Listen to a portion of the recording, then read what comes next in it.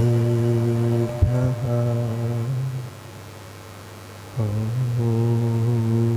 नमः सिद्धेभ्यः ॐ नमः सिद्धेभ्यः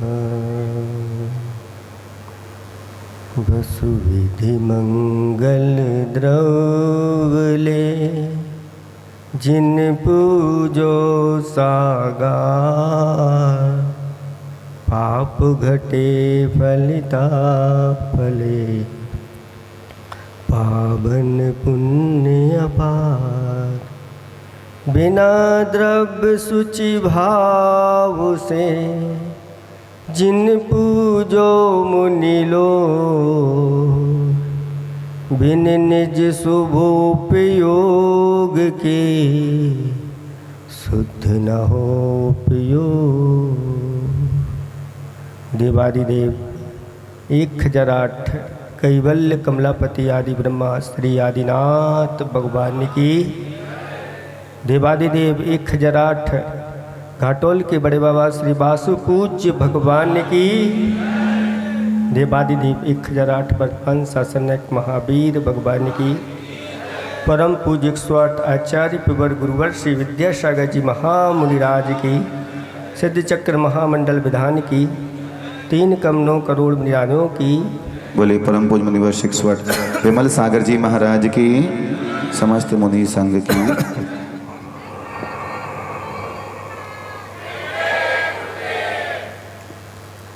धर्म स्नेही भवात्माओं, आचार्य भगवंत ने एक हाइकू लिखा है। जब जहाँ जो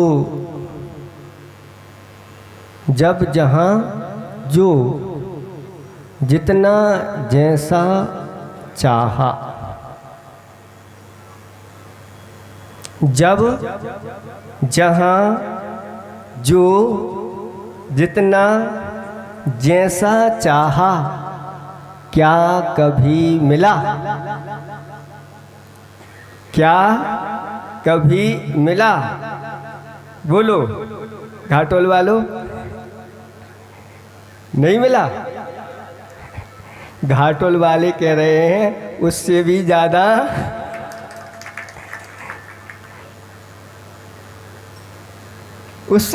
मिला। लेकिन एक कर्मों की दशा अलग ही प्रकार की है। मिलता भी है और नहीं भी मिलता है। जब अशुभ कर्म का उदय आता है तो घास भी खाने को मुश्किल हो जाती है। घास भी खाने के लिए नहीं मिलती। आपको पता है एक मेवाड़ के ऐसे ही राजा हुए थे जिन्होंने घास की रोटियां बनाई थीं, लेकिन वो भी उनके किस्मत में नहीं थी। और जब पुण्य कर्म का उदय तीव्र होता है तो व्यक्ति जब चाहो, जितना चाहो, जहाँ चाहो, जैसा चाहो, उतना क्या उससे भी ज़्यादा मिलता चला जाता है। कर्म की बड़ी विचित्रता है। इसलिए आचार्य भगवान कहते हैं कर्मों को हमेशा हमेशा दबा करके चलो। 2 पार्टियां हैं, एक कर्म की पार्टी है और एक जीव की पार्टी है। कर्म अपनी पार्टी को पुष्ट करना चाहता है। कर्म कर्म हिताबंदी, जीवो जीव हितस्परा। और जीव अपनी पार्टी को पावरफुल बनाना चाहता है। लेकिन इसमें जो पावरफुल होता है वो अपने रूप दूसरे को परिणमन करा लेता है, अपनी पार्टी में शामिल कर लेता है और उसकी ही फिर उसके लिए सपोर्ट करना पड़ती है। अनादिकाल से यही तो होता आ रहा है। और हम जीव जो है दब्बू बना हुआ है। दब्बू क्या, गधा बना हुआ है और गधे पर जब कर्मों का भार लाद दिया जाता है तो बस फिर भार भी साथ साथ में डंडे भी खाना पड़ता है। ऐसी दशा हो जाती है। एक हमने दृष्टांत मालिका में एक दृष्टांत पढ़ा था और उसमें ये दृष्टांत दिया गया था कि एक कुम्हार गधों पर अपनी सामग्री लाद करके जंगल में से आ रहा था और चूंकि समय बरसात आने का था और जब बरसात आती है तो काले काले बादल आ जाते हैं और दिन में भी अंधेरा हो जाता है, रात हो जाती है। और जब इस प्रकार की स्थिति बनने वाली थी तो जंगल में जो जंगल का राजा होता है उसके सानिध्य में एक मीटिंग हो गई। सारे पशु बैठ गए और इसी को लेकर के कि अब वो सावन की अंधेरी आएगी, घनी अंधेरी आएगी, वो बहुत जोर से बिजली और बादल जब कड़कते हैं तो फिर क्या होगा हम लोगों का, हमारी कैसे रक्षा होगी। इसी को लेकर के मीटिंग चल रही है और मीटिंग के बीच में ही वह जोरों से बादल आ गए और बिजली कड़की और बादल भी गरजना प्रारंभ हुए और मूसला जैसे ही धार प्रारंभ हुई। सारी की सारी सभा भंग हो गई और सिंह भी एक गुफा में जा कर के छुप गया कि भैया अंधेरी आ गई है, जब तक उजिला और नहीं होना तब तक निकलना नहीं। अब वहाँ से वह कुम्हार गधों पर सामग्री लाद करके ला रहा था। एक गधा उसमें बहुत होशियार गधा था और उसने जब देखा कि अंधेरी आ गई, मौका अच्छा है, और सारी सामग्री नीचे गिरा करके और भाग गया। कौन इस प्रकार के बोझ को ढोए।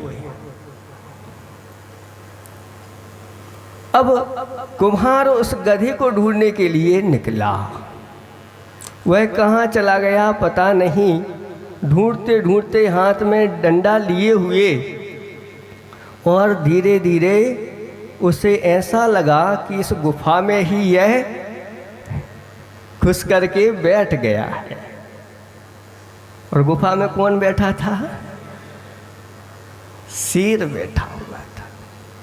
लेकिन जब यह कुम्हार वहां पहुंचा और जोर से ललकार लगाई, यहां छुप करके बैठा है, अंधेरी आ गई है, चल निकल बाहर। और 2-3 उसको जाके लगाए। वह शेर घबरा गया, आज तो मैं गया, ये अंधेरी कहाँ से आ गई, आज मैं पकड़ा गया। और ऐसा डर गया कि सिंह भी गधा बन गया और पकड़ करके डंडा देते हुए उसको ले गए और उसके ऊपर बोझ लाद दिया और वह गधों की टीम में चालू हो गया। आगे जाकर के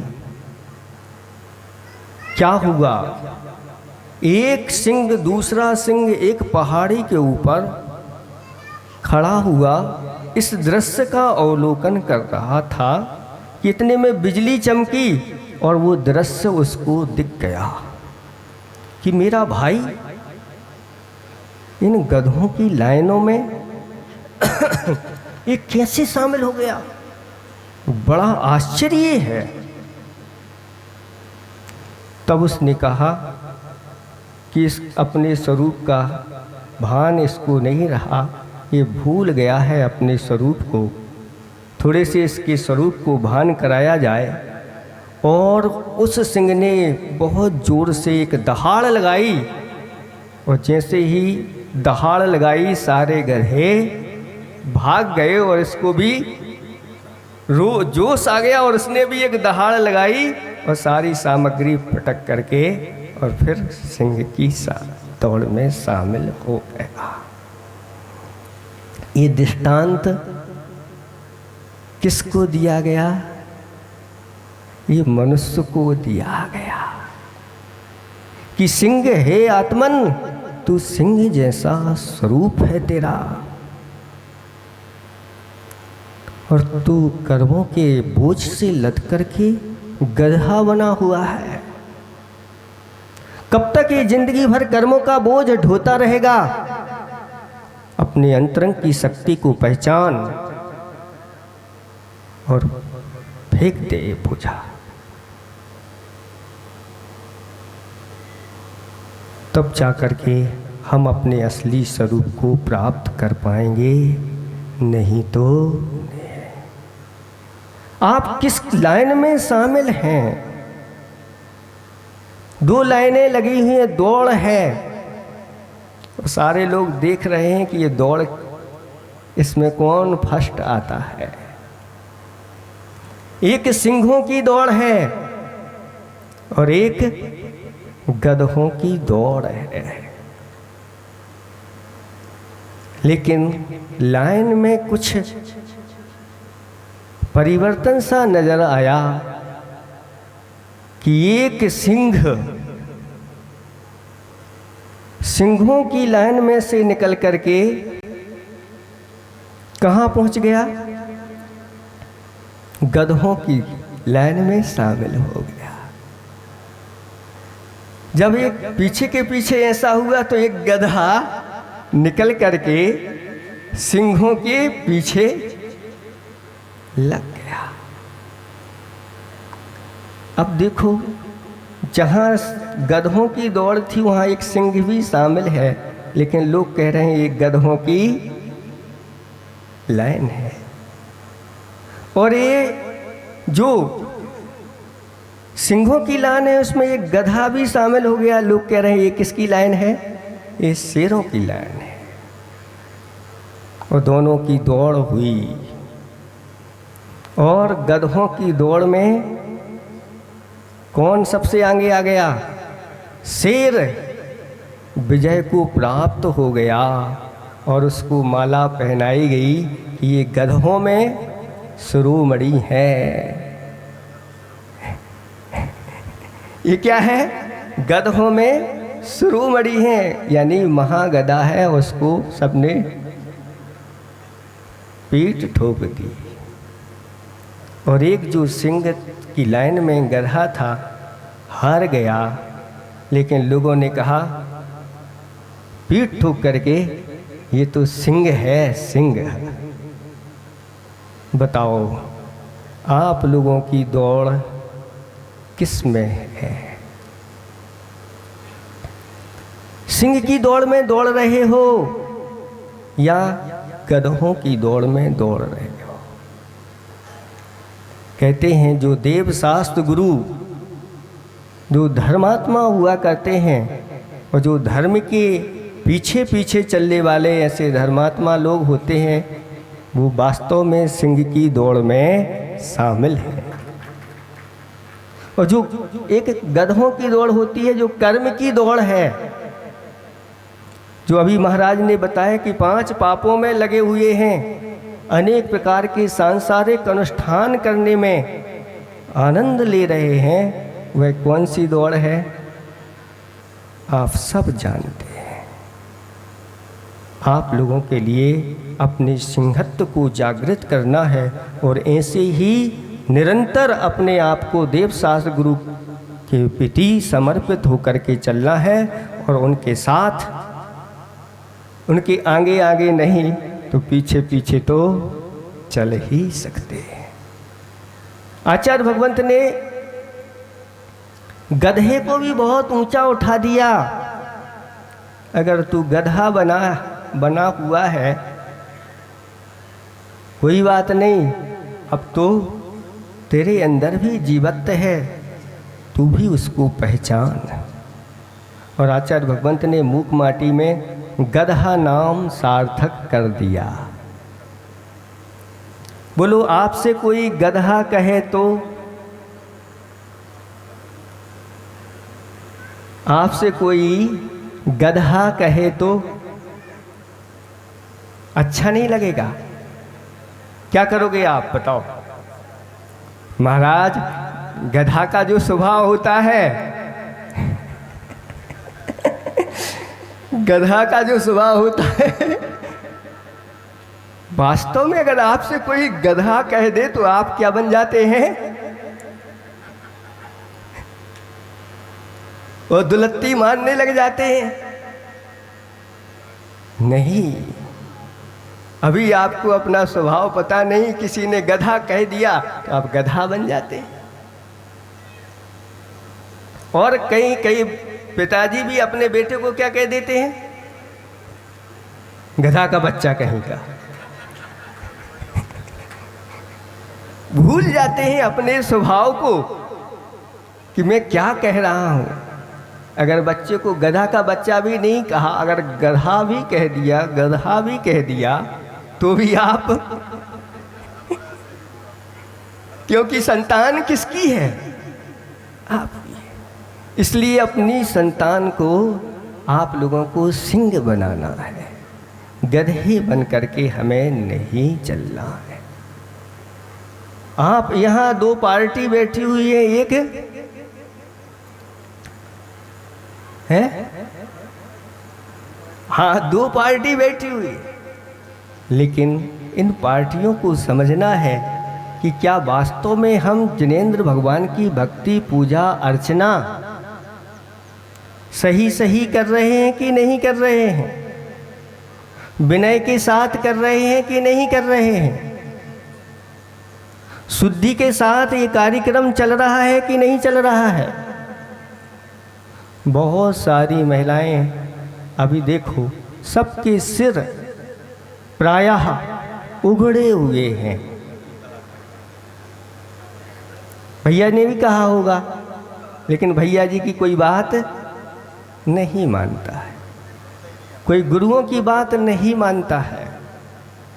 तो कहते हैं वह आगे जाकर के निंद गति का पात्र होता है। आपको कल बताया था कि एक सूकर बना है, सूकर, 4 जीव थे, उसमें एक सूकर था। वो सूकर क्यों बना? वह अपने पिताजी को नमस्कार नहीं करना चाहता। मैं अपने पिताजी को क्यों नमस्कार करूं? उसको अहंकार इतना था। लोगों ने मिलकर के कि अपने पिताजी को नमस्कार नहीं करता, चल नमस्कार कर। और जैसे ही वह नमस्कार करने के लिए ज़बरदस्ती उसको ले गए, वही उसने पत्थर में अपना सिर मारा और मर गया, और मर करके सूकर बन गया। क्या है ये सब? ये कर्म की विचित्रता बड़ी है। जो इसको नहीं समझता, जो इसको नहीं मानता, वह कब कहाँ से कहाँ पहुँच जाता है पता नहीं चलता। इसलिए देव शास्त्र गुरु ने जो कहा है उसको अच्छी तरह सुन करके ये कार्य करना है। ये सिर ढकना, ये विनय कहलाती है।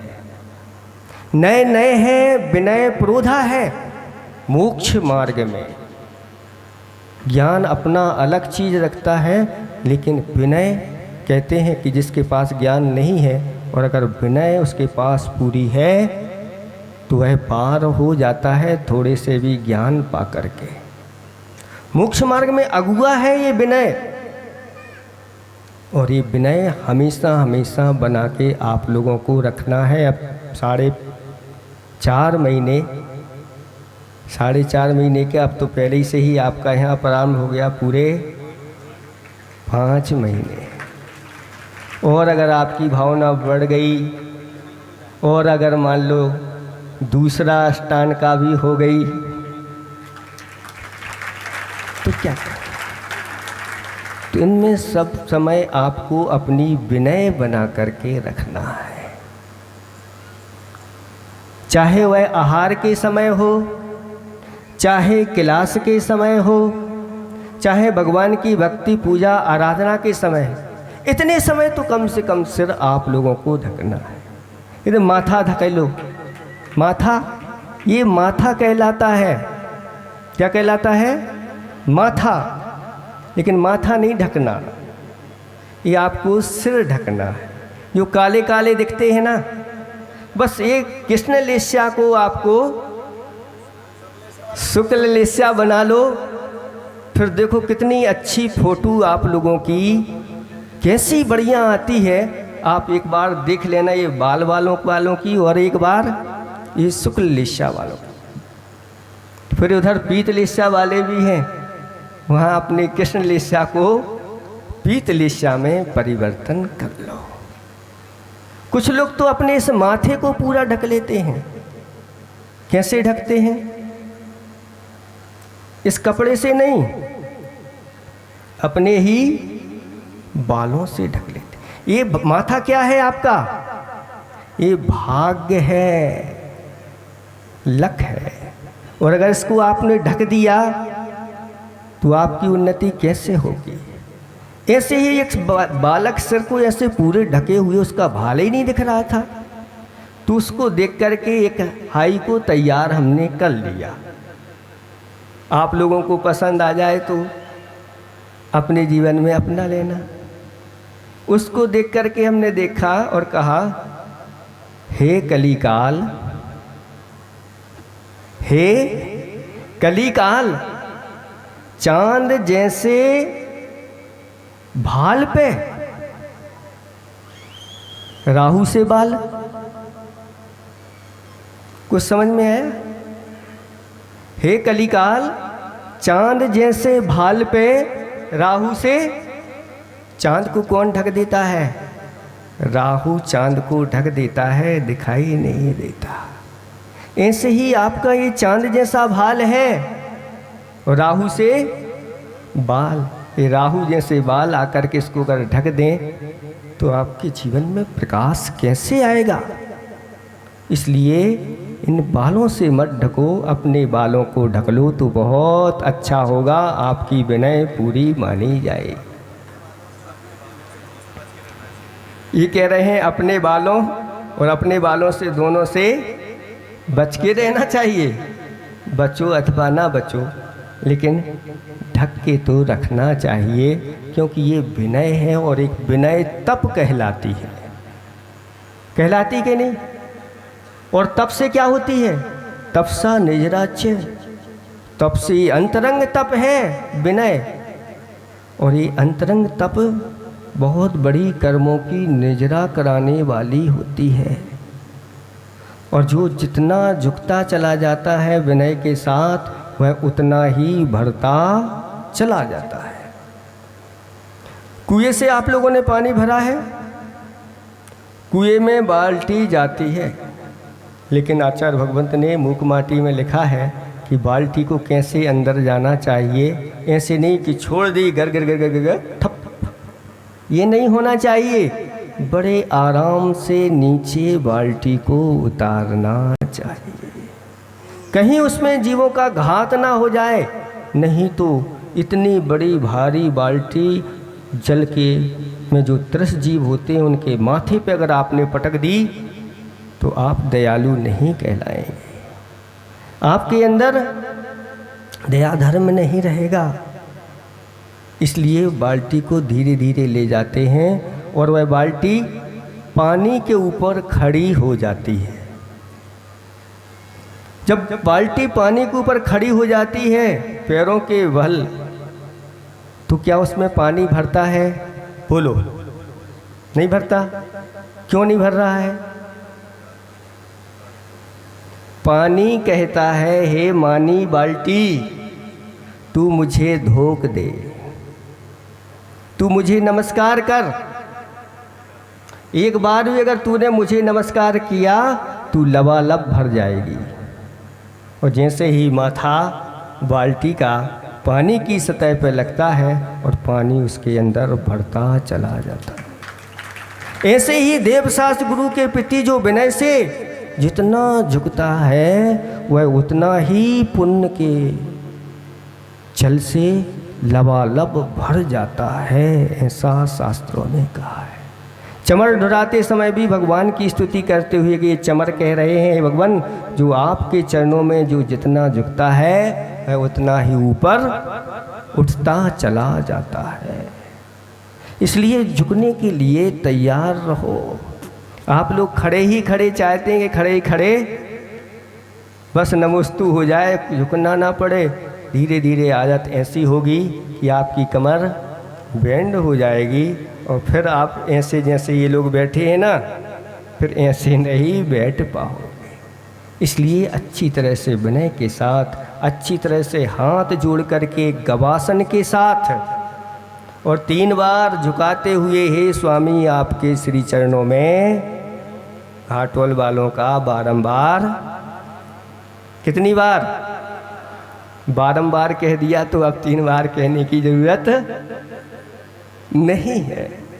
और इस प्रकार से चाहे महाराज के पास पहुँचो, चाहे भगवान के पास पहुँचो, ये सब विनय के साथ होना चाहिए। पुरुषों को भी सिर ढक करके ही भगवान की आराधना करना चाहिए, महिलाओं को भी सिर ढकने की। लेकिन ये कैमरा है जो है ना, ये गड़बड़ करवा देता है। अब कैमरा वालों की छुट्टी करा दें। आज से इन कैमरा वालों को बोलते हैं और कोई भी मोबाइल से फ़ोटो नहीं निकालेगा।